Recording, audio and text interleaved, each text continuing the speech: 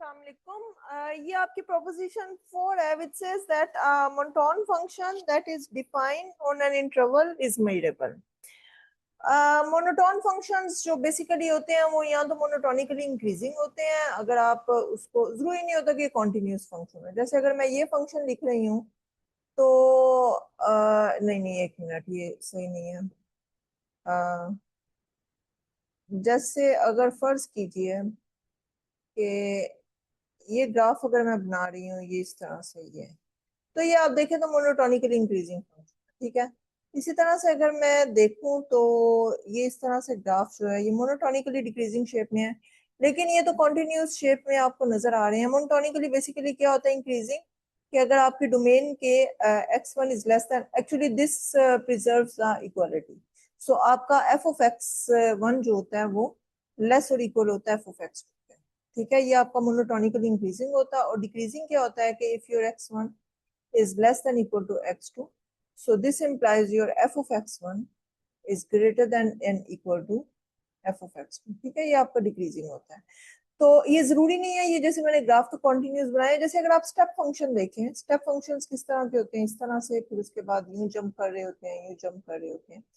सो इसी तरह से अगर मैं देखूं तो ये और ये आपको बेसिकली डिक्रीजिंग शेप में। अच्छा, तो जो मोनोटोन फंक्शंस होते हैं वो मेजरेबल होते हैं, ठीक है। डिफाइन ऑन एन इंटरवल, ये ज़हन में रखें, डिफाइन ऑन एन इंटरवल। अच्छा, ये रिजल्ट जो है it's just an application, sorry, this result is a corollary for the proposition 5, ठीक है। ये जो भी मैंने आपको बताई थी, मैं इसे फर्स्ट कमेंट में शेयर कर दूंगी, ठीक है। सो प्रोपोजिशन 5 अगर आपको याद हो तो उसमें क्या था कि अगर आपका एफ जो है वो जी के इक्वल है ऑलमोस्ट एवरीवेयर ऑन ई, ठीक है, तो अगर आपका एफ जो है वो मेजरेबल है तो इसका मतलब क्या होगा कि आपका जी जो होगा वो भी मेजरेबल, ठीक है। सो ये आपकी प्रोपोजिशन 5 का पार्ट 1 है, ठीक है। अच्छा, अब मोनोटोन फंक्शंस का अगर ये आप साइड पे देखें तो मैंने ग्रीन कलर में ये रिजल्ट किया लिखा हुआ है, और this is theorem about the monotone function. I hope कि आपके एनालिसिस में ये पढ़ा होगा कि आपके अगर मोनोटोन फंक्शंस हैं, पहली बात ये है कि उनकी जो डिसकंटिन्यूटीज होती हैं वो जंप डिसकंटिन्यूटीज होती हैं। जंप डिसकंटिन्यूटीज कौन सी होती हैं? जिसमें आपकी left hand limit right hand limit की इक्वल नहीं होती, if it is defined on an interval, ठीक है। लेकिन फिलहाल हमारा डिसकंटिन्यूटीज से इस वक्त नहीं है, हमें बस ये कि मोनोटोन फंक्शन की डिसकंटिन्यूटीज होती है।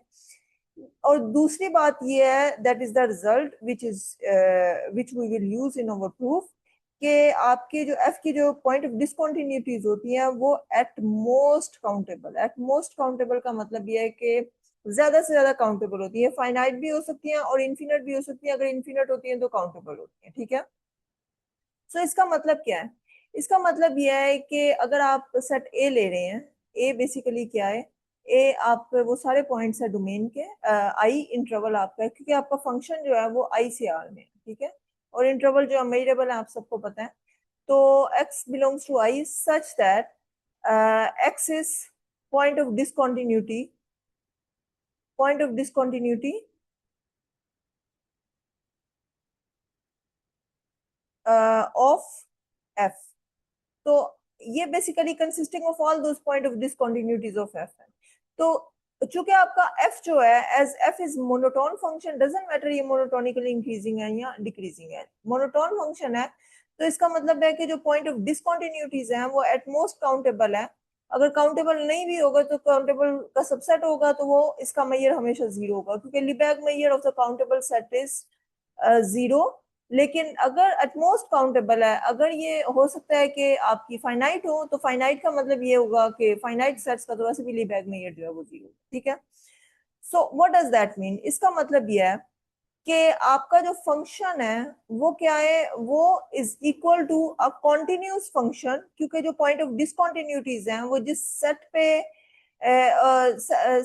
because the measure of the point of discontinuities is equal to zero, so f is a continuous function,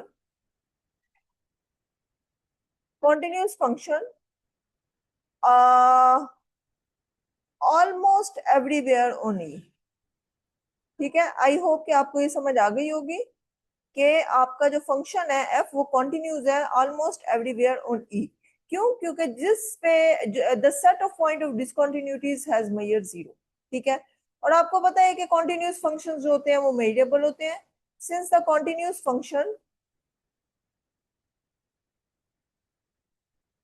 is measurable, always measurable, ये आपने रिजल्ट किया था, ठीक है। सो कॉन्टिन्यूस फंक्शन अगर मेजरेबल है और एफ जो है वो एक कॉन्टिन्यूस फंक्शन के ऑलमोस्ट एवरीवेयर इक्वल है, तो प्रोपोजिशन 1 क्या कहती है कि आपका फंक्शन जी जो है वो एक मेजरेबल फंक्शन के अगर ऑलमोस्ट एवरीवेयर इक्वल है, तो इसका मतलब है जी भी मेजरेबल होगा।